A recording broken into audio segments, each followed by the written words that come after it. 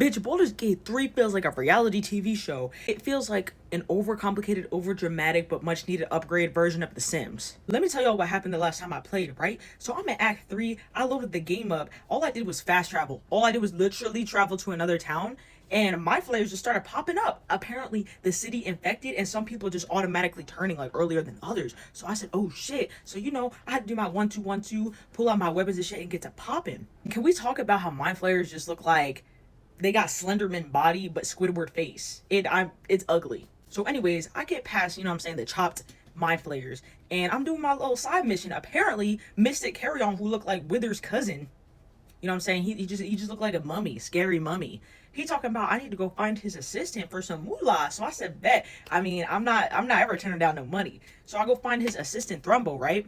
And I'm looking through the whole city, bro, whole town.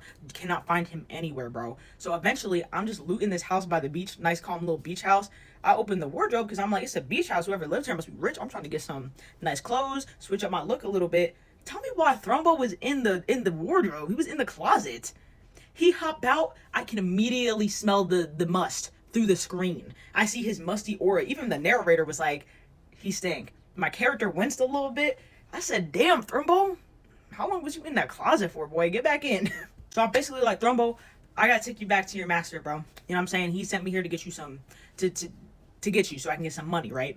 And Thrumbo's basically like, you can't take me back. He's a monster. He uses us as slaves. And I said, at first I didn't care, but sometimes you just gotta let people vent. Gotta let them yap. So I let him get his yapping, and I was like, you know what? I don't care about Mystic Carry-On that much. I don't care about the mummy.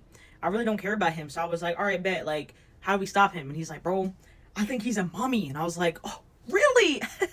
Really? So anyways, the dialogue option come up where I'm like, actually, the jar is in your stomach. Mind you, I just pressed that dialogue option because I thought maybe I'm trolling him. I didn't know it was actually in his stomach. And he was like, it is? Spit the jar out. That apparently stops the mummy.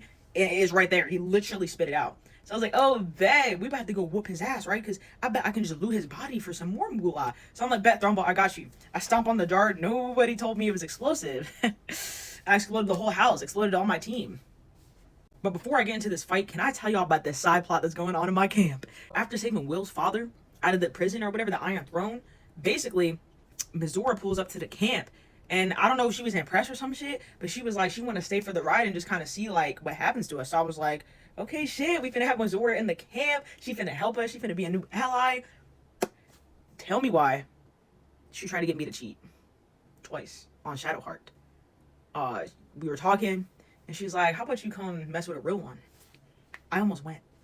But then I remembered how